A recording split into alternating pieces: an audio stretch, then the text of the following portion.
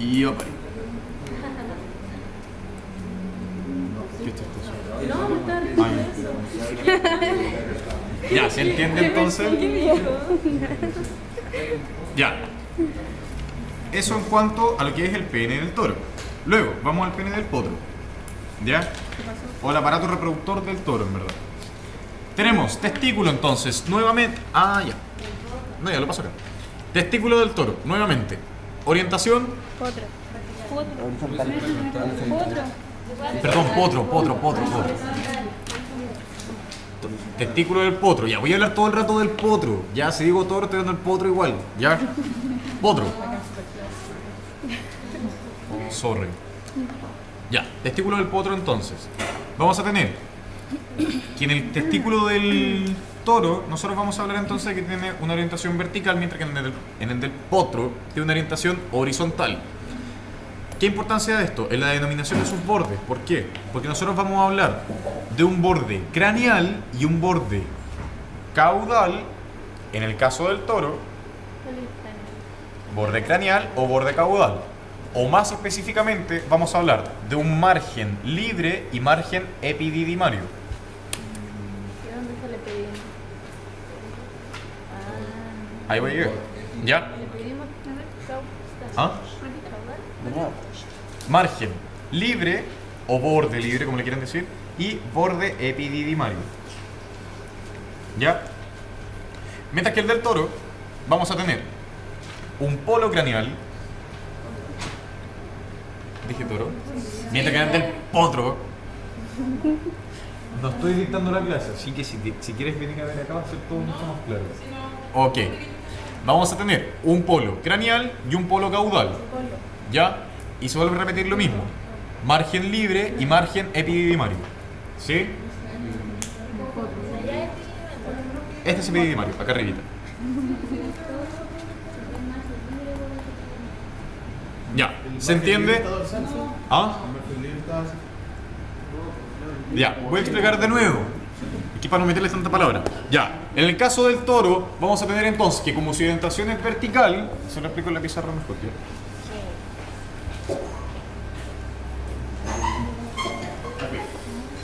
Como su orientación es vertical, vamos a tener un borde libre, ya, que sería el borde craneal, porque está mirando hacia el craneal, y el borde epididymario, que sería el borde caudal. ¿Se entiende, cierto? Este va a presentar un polo dorsal y un polo ventral. ¿Se entiende? Sí, ¿no es cierto? En el caso del potro es distinto. ¿Por qué? Porque como es horizontal,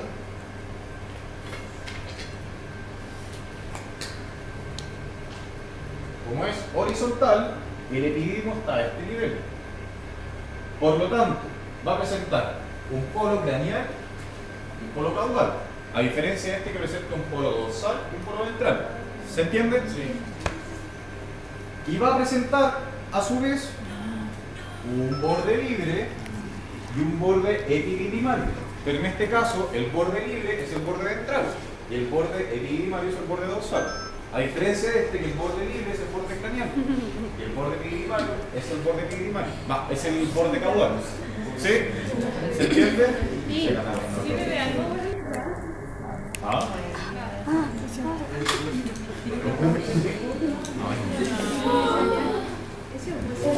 Ya, ¿se entiende entonces? ¿Quedaron claros? Es como, a ver, es como un trabalengua eso, pero tienen que entenderlo.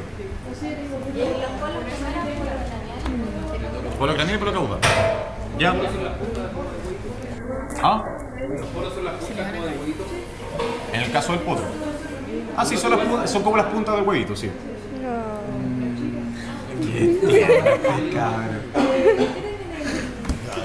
Ya. Ahora, en cuanto a eso, nosotros vamos a tener un borde epididymario. Lógicamente ahí se va a alojar el epidídimo. ¿Ya? Vamos a tener que en la estructura del epidídimo vamos a encontrar, en sí, como está en el dibujo, vamos a tener una cabeza del epidídimo. ¿Ya? Sí, o sea, estamos los dos. Cabeza del epidídimo, que acá no se ve bien porque está cubierto por una capa. ¿Qué capa es? Ya, después de eso, ¿qué capa es? si no hay no está nada albuginia porque si uno tiende a confundirse, porque miren, albuginia se dan cuenta que acá está mucho más translúcido y a eso ya sería albuginia, de hecho es casi parénquima en verdad. Este es Dartus. Sí, Dartus. Ya, con el epidídimo, voy para allá ahora. El epidídimo, piensen, nace desde el borde craneal o desde el borde dorsal, dependiendo de la especie que estemos hablando, y vamos a hablar primero que parte por la cabeza del epidídimo, ya que es todo esto. Se continúa la cabeza y va a pasar al cuerpo del epidídimo. Lo explico acá porque acá no se ve el epidídimo, pero es exactamente lo mismo. Ya, tanto en este, ya. Es anatomía, pues. Próximo laboratorio me voy a repetir. Ya, sí, nada, mentira. Ya, ¿se entiende? Pero si era broma, ya. Ya, entonces se entiende parte de la cabeza entonces que va a ser desde el borde dorsal, o sea, desde el polo dorsal o polo craneal. ¿Se entiende, cierto? Cabeza, prominente. Después vamos a tener el cuerpo epididimario. Y después vamos a ver que termina en una cola del epidídimo, que es esta. ¿Ya? Se dan cuenta que esta cabeza del epidídimo, repito, pasa lo mismo tanto en toro como en potro. Esta cabeza del epidídimo, cola del epidídimo, se enrosca, da una vuelta y vuelve a subir. Y va a subir para continuarse con el conducto deferente. ¿Ya? Va a subir para continuarse con el conducto deferente. ¿Sí? Entonces, tenemos cabeza del epidídimo, cuerpo del epidídimo, cola del epidídimo y vuelve a subir como conducto deferente. ¿Sí? ¿Sí? ¿Todos entendieron? Sí. Ahora, ¿cuál es la importancia del epidídimo? Si bien nosotros tenemos una espermatogénesis que parte de acá, desde estos túbulos, la cabeza del epidídimo va a comenzar a recibir todos esos espermios y en su trayectoria van a ir madurando todos estos espermios. ¿Ya? ¿Por qué? Porque después estos espermios en el momento del eyaculado tienen que subir por el conducto deferente, pasar por todos los tipos de glándulas a donde se secretan las sustancias necesarias para que salgan viables total, el 100% de estos espermios y puedan llegar a fecundar. ¿Sí? Es como todo una crianza del espermio. ¿Ya? Lo más importante dentro del epidídimo va a ser la cola del epidídimo. ¿Por qué? Porque acá se almacenan los espermios esperando que venga el eyaculado y además se produce la maduración espermática. Ya, por lo tanto, yo la mayor cantidad de espermios maduros que voy a encontrar van a ser la cola del epidídimo. Sumamente importante, principalmente en equino. ¿Por qué? ¿Alguien me puede decir por qué? Y le regalo un punto en el quiz. ¿Cómo la pregunta? La mayoría de... porque el equino eyacula más rápido que el toro. No tiene nada que ver. Porque eyacula más. Repite la pregunta. No, es que en verdad no la puedo. Ya, a ver, será bueno. Tenemos que en la cola del epidídimo se van a almacenar se produce un almacenamiento de espermatozoides y se termina la maduración espermática y se produce una capacitación espermática. Ya, en primera instancia, porque la capacitación espermática va a ser tanto acá como en el aparato reproductor de la hembra. Siguen capacitándose estos espermios. Ya, vamos a tener que estos espermios que se encuentran en este lugar van a ser los espermios más maduros que yo voy a encontrar a nivel de toda la trayectoria. ¿Por qué esto va a ser importante en el equino?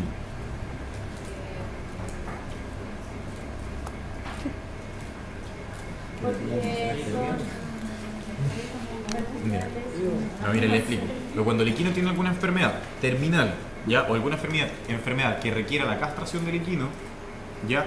Lo que se hace es que antes de castrar se inyecta, o sea, se introduce una aguja a nivel de la cola del epidídimo, que es palpable, todo el epidídimo es palpable, ¿ya? Y se sacan los espermios que se encuentran ahí, para no perder el potencial reproductivo de ese equino. Entonces, se sacan los espermios ahí. Imagínense un fina sangre de carrera que costó 40 palos, lo vaya a castrar y ahí mataste la descendencia de ese equino. ¿Cómo te aseguráis entonces? Con preservación de semen. Uno saca el semen de la cola del epidídimo, lo guarda y el equino te sirvió, te va a seguir funcionando, pero no tiene testículos este cabrón. Ya, pero tú ya preservaste su descendencia para poder utilizarlo y potenciarlo reproductivamente. ¿Sí? Entonces, esa es la importancia, eso es realmente importante. ¿Por qué no tiene que casar por enfermedad terminal? Suponte que tienes una enfermedad terminal. Este cabrón, no sé, ya no te sirve ni siquiera para competir, ¿cachai? Se quebró una rodilla, perdió su potencial deportivo en este caso, ¿cachai? Entonces, si requiere eutanasia o si simplemente tú lo vas a tener para un animal de carga, no queréis perder su descendencia, porque su descendencia sí va a ser buena, sí va a ser potencialmente deportiva y también un buen factor reproductivo. Por lo tanto, tú sacáis sus espermios, sacáis el semen que se encuentra ahí, que son espermios que ya están listos por parte del macho. y lo puede ocupar en la hembra. ¿Sí? ¿Se entiende? Ya, dato free. Pero si es que están listos como Ahí están listos, ahí están esperando el eyaculado. Ahí ya pasaron por la última parte de la madurez. En todo momento se produce en el inmaduro. Siempre es inmaduro. Se producen inmaduros. Parten desde acá inmaduros. No, Y a nivel de todo el recorrido le pedimos, van madurando, se van capacitando, van madurando. Y en la cola le pedimos, ya llegan maduros dentro del aparato reproductor masculino y empieza la capacitación espermática. Y la capacitación espermática termina en el oviducto de la hembra. ¿Cachai? Ya. ¿Estamos claros hasta ahí, cierto? Ya. Después vamos a tener el conducto deferente. Bueno, el conducto deferente, ya les dije que el conducto deferente se iba a ubicar acá, que es este cordoncito que va subiendo, que es la continuación de la cola del epidídimo. Este va subiendo, va subiendo, va subiendo y se va a conectar con las otras glándulas seminíferas, o sea, con otras glándulas anexas, ¿ya? ¿Deferente? Deferente, ¿ya? No lo vayan a confundir con el conducto eferente de la nefrona. Son totalmente distintos uno del otro. ¿Ya? Conducto deferente. Su ubicación se la acabo de mostrar. Tenemos la ampolla deferente, que es donde se va a acumular líquido seminal, que va a ser una porción grande, pero que eso en verdad no se ve. Si yo le hago un esquema lo van a poder entender, pero no se lo quiero hacer. ¿Ya? Y el meso deferente nunca lo van a ver. No, es que en verdad les estoy metiendo mucha parte, pero es porque ustedes después se van a cabecear mucho con esto en reproducción. ¿Ya? Es súper fácil de entender, pero hay que aclararse. Y ahí van a empezar a hacer los esquemas y decir, ya, sube por esta glándula, después por esta. Entonces, que ahora yo se lo empiezo a decir, ¿para qué? No vale la pena. En este momento. ¿Ya? Ya, eso en cuanto a epidídimo, conducto deferente. ¿Estamos claros? ¿Sí? Después vamos a tener el cordón espermático. Ya les hablé de lo que estaba, entonces no lo voy a volver a repetir. ¿Ya? Las glándulas accesorias del equino. Vamos a volver a encontrar las vesículas seminales. ¿Ya? Un poquito más abajo.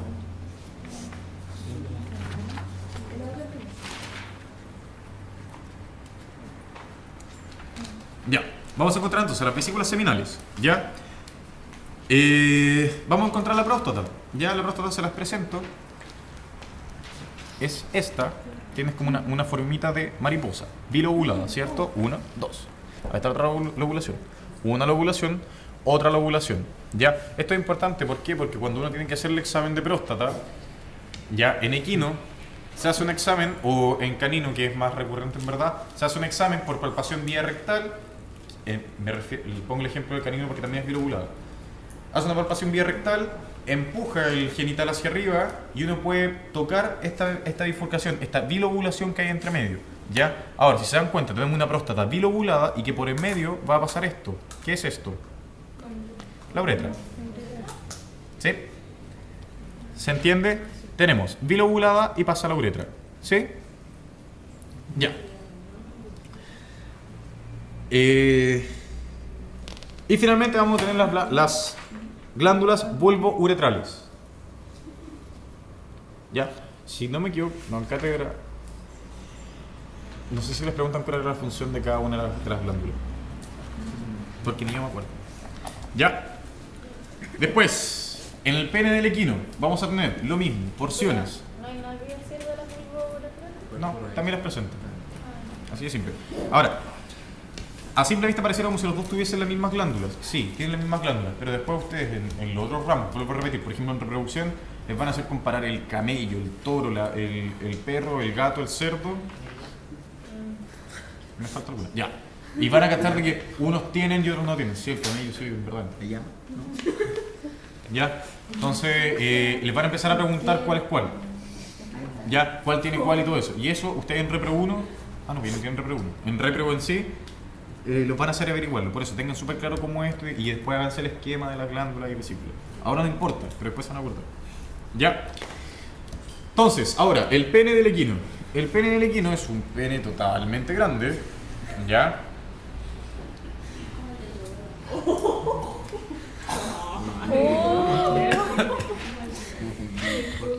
Después de saber eso, vamos a hablar que el pene del equino va a ser un pene extremadamente grande, ya debido a la presencia debido a la gran presencia de cuerpo de músculos vulvo esponjosos, ya, pero bueno, filo, eso no importa. La cosa es que si comparan dimensiones, el pene del toro es mucho más pequeño que el pene del caballo, del potro, ¿ya?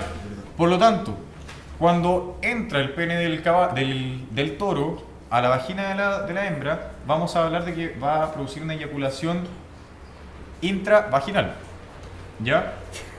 Mientras que el toro va a hacer tanto lo que alcanza a llegar que produce una eyaculación intrauterina. Pero no ¿El toro o el potro? El potro. De nuevo. El toro produce eyaculación intravaginal, mientras que el potro produce una eyaculación intrauterina. ¿Se entiende? ¿Se entiende? De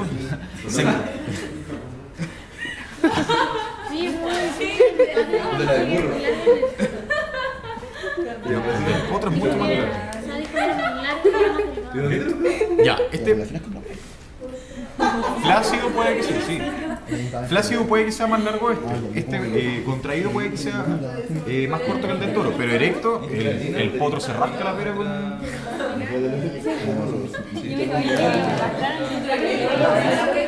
Sí, impresionante, sí. O sea, yo no lo creía. Yo le mostré un video y...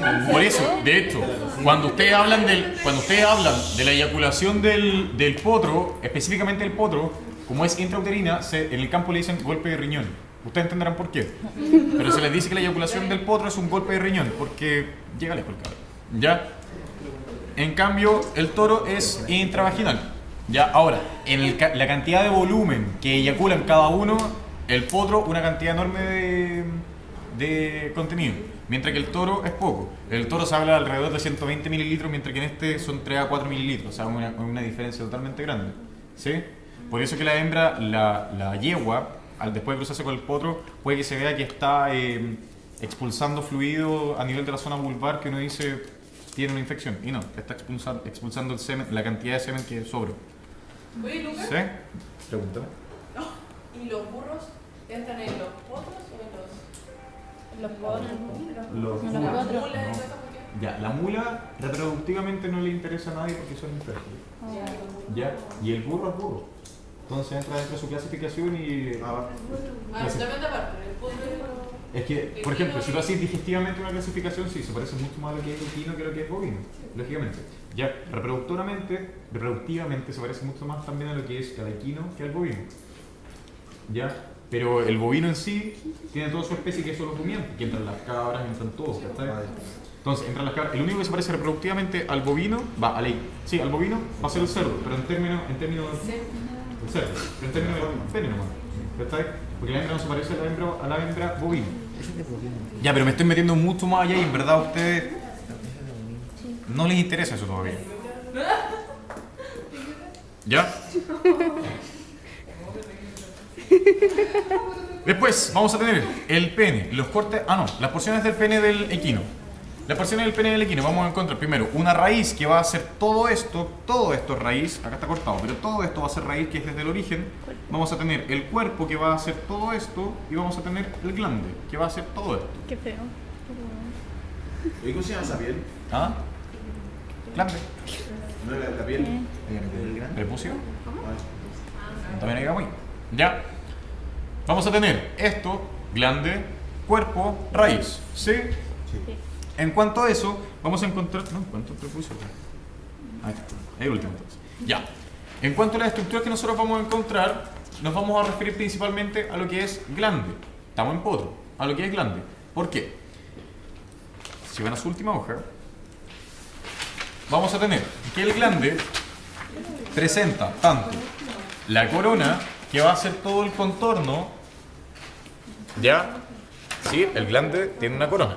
Es ese de ahí. Ese contorno que presenta, esa es la corona. ¿Ya? Después vamos a tener el cuello del glande, que va a ser esto, ¿ya? Después vamos a tener la fosa del glande. La fosa del glande, que va a ser esto, que es donde está... Ya, esa fosa que está ahí, ¿cierto? Ya, que es donde está, ¿qué dije? La uretra. ¿Ya? No es el orificio de la uretra, es donde va la uretra. Es donde está la uretra. ¿Ya? aquí es donde se aloja. ¿Por qué? Necesito una fosa para que se pueda alojar la uretra. ¿Ya? Lucas, este inmóvil en la cara de... Ese mismo. Sí. Ya, vamos a tener un proceso uretral externo o proceso